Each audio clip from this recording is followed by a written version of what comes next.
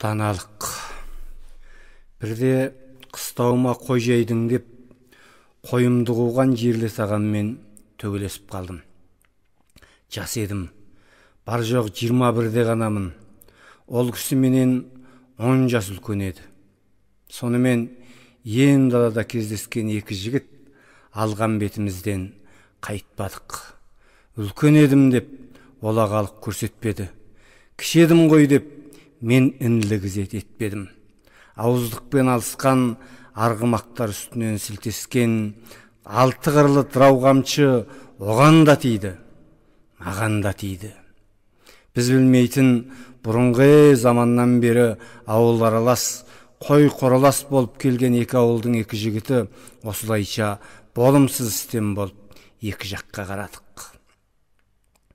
Қырсықтығыма басып, оның қыстауынан мен малымды әкетпедім. Күндіз кешке дейін қой жайып, кешке қосыма келіп түсе бергенім сол еді, әлгі ағамның қарт әкесі келе жатқанын көрдім. Баласын ертіп алыпты.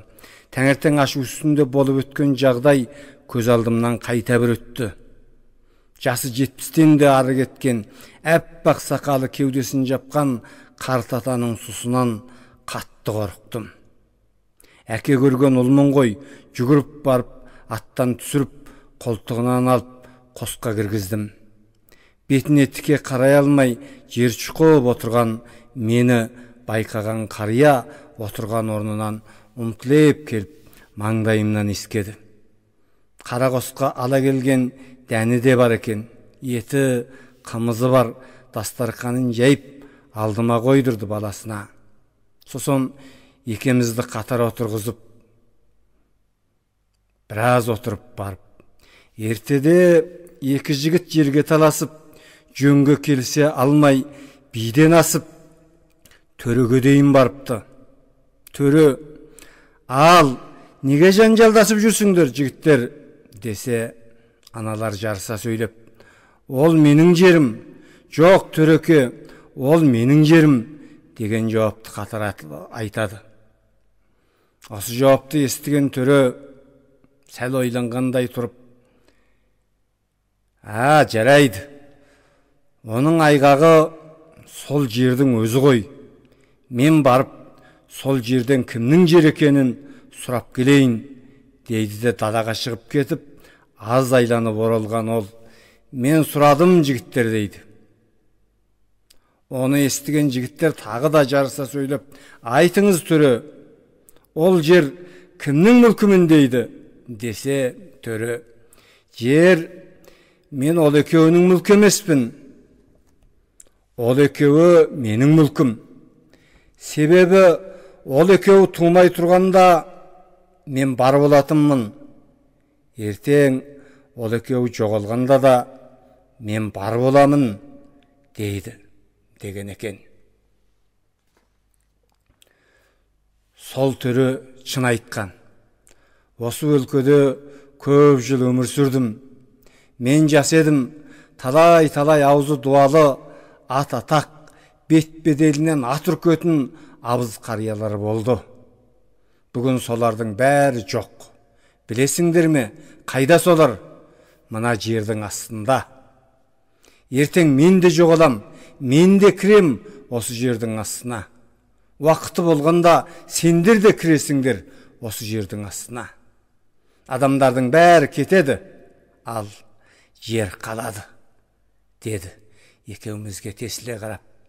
Біз ештеме демедік. Содан араға жылдар салып, атамыз кетті мәңгіліктің мекеніне. Анау ағам да кетті Қазақстанға көшіп, мен де кеттім моңғолдардың арасына. Соңынан тура 25 жылдан кейін мен демалыспен ата-анама барып, әлгі ағам Қазақстаннан туған жеріне келіп, екеуміз кездестік. Көрген жерден тұра жүгірген ағам мені құшағына алып ұзақ тұрды. Ағамның айтқаны, бауырым, әкемнен айырылдым, шешемнен айырылдым. Одан кейін сүрінгенде сүйеу болған, сүйген жарымнан да айырылдым. Endi 2-3 balamның қасында сопайып жаңғыз қалдым. Есіңде ме, баяғыдағы төбелескеніміз? Тағы да әкемнің айтқан аңызы не деген шындық еді? Бүгін ойлайықшы, сол жерге тұтқа болардай болып, бір-бірімізге қамшы сілтескен екеміз едік. Енді мен қайда жүрмін? Сен қайда жүрсің? Текті жердің ұлдар едік қой, сондай ақымақ іске қайтып бардық ұялмай. Білемін, сен ол істі кек алған жоқсың көңіліңе. Одан кейін де жобыңды жазбай, ағалап артымнан ергенсің. Бірақ Құдай алдында қарызым өтесін.